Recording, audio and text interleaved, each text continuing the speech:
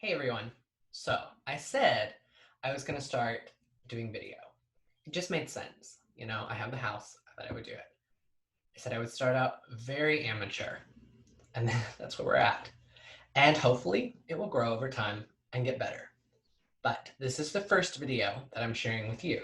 Not the first video I've recorded, but the first one that I'm told may be fairly decent. So, shall we start? The idea with the series is to share recipes and things that I've learned growing up on a very old farm that I've realized a lot of my friends who grew up in cities or suburban areas or not on really old farms may not have learned. And me being a bit of an old soul here in my cardigan, I figured I might as well share. So we're going to start with one of my very, very favorite recipes. And if you know me during the fall at all, I make this way too often. This was one of our recipes that we had in our very first issue 9 years ago. And somehow it's worked its way into almost every fall issue since. And this year, I share it in this issue. But I shared this really fancy recipe that I don't really love. It makes a really fancy version of this, but this is a simple country cast iron pie. So we're going to go back to our very first issue and this recipe. And it could not be more simple. So shall we get started? Oh, also, I guess I should tell you what we're making. We are going to make a cast iron skillet apple pie. If you know anything about cast iron, it has a different cooking than glass or metal or typical baking dishes. Things cook at a different speed, they cook at a different temperature. They get this crispiness that is just great. I think it adds such character and flavor. So anytime I can cook with cast iron, I really do. And this was the first recipe that I ever did that really got me to fall in love with it. So we are going to start by melting 1 stick of butter and 1 cup of brown sugar in a cast iron skillet. Just set your oven to 350 to preheat and go ahead and pop that in. It'll melt while you're peeling your apples and getting everything together. As you can see, it's already melted and it's on the stove behind me. Let's make the filling here in the bowl. So in the recipe, the original recipe, it calls for 4 peeled apples. I think that is perfect if you're doing large apples. But if you're doing small or medium apples, you're going to need 6 or 7. Peel plenty, and you can always make multiple pies or snack on them afterwards if you don't have room for it all. I am using gala, however you say it, apples. You can use Honeycrisp if you're feeling fancy. Just don't do anything that's mealy. Don't ever cook with an apple that is mealy because it's going to break down and it's going to be really soft and it's not going to feel that good. I also wouldn't recommend a super tart apple, but if you like a tart pie, go for it. I think these are such a good middle ground. So we're going to start by putting our apples in a bowl. I sliced these, I peeled these. You didn't want to watch me do them. It's messy. So we're going to put them in a bowl. When I'm typically doing this and there's not a camera, I use this huge bowl that's basically a glorified dough bowl, but this one works perfect. So here we go. We're gonna put these, and if you're gonna peel these and you're gonna let them sit, throw some lemon juice in there with some acidity. That will keep them from browning. I just peeled these, so we should be good. And if you wanna add lemon juice for just a little bit of a tart, you can. You don't have to, it's not in the recipe. So we've got our apples in the bowl. We're then going to add 1 cup of white sugar. I've already measured this, I learned that from the first video. It's much better if you already have it done. So we're then gonna add our spices. You can use a pumpkin pie mix, pumpkin pie spice, an apple pie spice. You can do the ones that are already mixed. You can also make it kind of on your own. The general rule here is 1 teaspoon of cinnamon, 1/2 teaspoon of nutmeg. I like ginger, so I added some ginger to my mix as well. I know we sell our own pumpkin pie spice mix. So I would typically be using that, but I'm out. So I made this up really quick. So we're gonna dump that in. And then the recipe, as I've already said, has brown sugar underneath the crust. And it's gonna make this gooey caramel.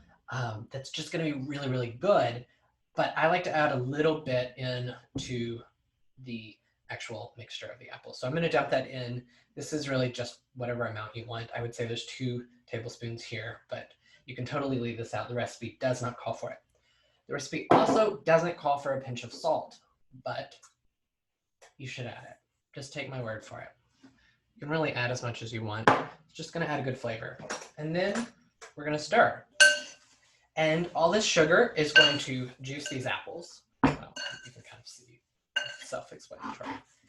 You can also add, I know this year in our fall issue, I recommended adding sorghum or maple syrup or molasses. You can add any sort of flavors you want. You can get as fancy or as simple as you want. I have very much enjoyed keeping it really simple this year. So we've got this mixed. I told you this recipe was easy. It's almost too easy, but here we are.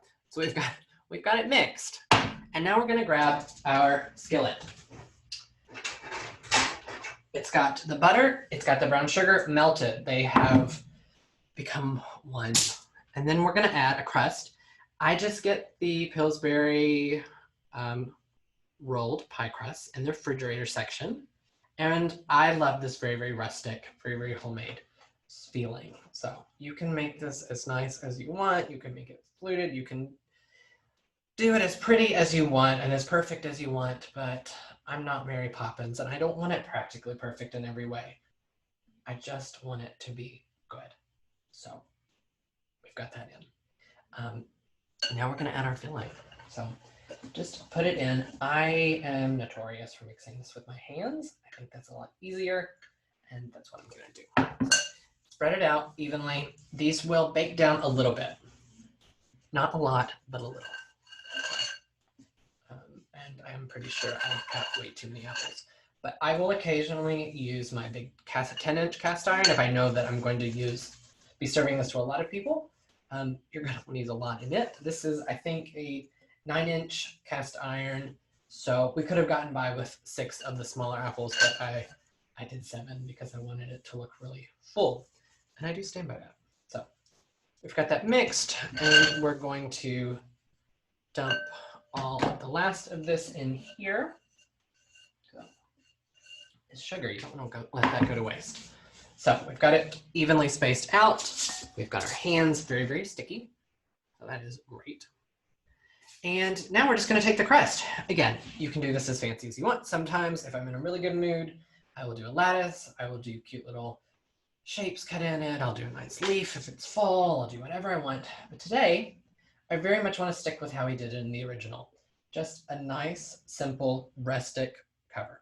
So you want to make sure you cover all of the edges just to get it good and even. And you can use your fork, you can do whatever you want. I'm not going to, but I am going to cut a couple of slits for air. That will help it cook evenly and just be a much prettier pie.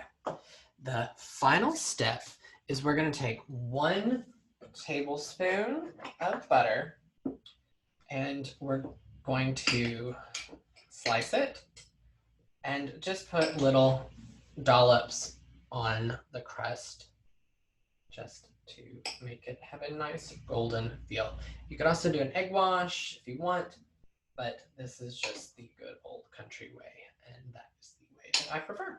So just add this to the top, and then we're going to take just a little bit of our pumpkin pie sugar just to decorate the top of it, just to give it a nice finish. You can totally use regular sugar, but I love our pumpkin spice infused cane sugar that we sell on our website and in stores across the country. And it's just gonna add just the perfect little touch. You can smell the nutmeg and the cinnamon and all of it in the sugar, and it's just gonna be perfect. So from there, we are ready to go in the oven. I like to cover mine in aluminum foil. It helps keep the crust from burning because these are apples and you do want them to be fairly soft. So we're gonna cook them for a while. But that's it. Let's throw it in the oven. And we're done. Well, we're not done, but you know what I mean. You want to cook it at 350, as I already said, for 30 to 45 minutes until the crust is brown. And if you see that the apples are getting tender, but the crust isn't as brown as you would like, go ahead and take off the aluminum foil and you'll be good to go. And then we're done. We have a beautiful apple pie. I should have added a couple more apples in this one. I didn't, so it's a little flat, but that's okay. I'm not gonna plate this because I am horribly messy. So I'm just gonna cut it and then we're gonna end the video here. And that's going to be it. I hope you love this pie. If you haven't already ordered our fall issue, you better get a copy because I'm pretty proud of it.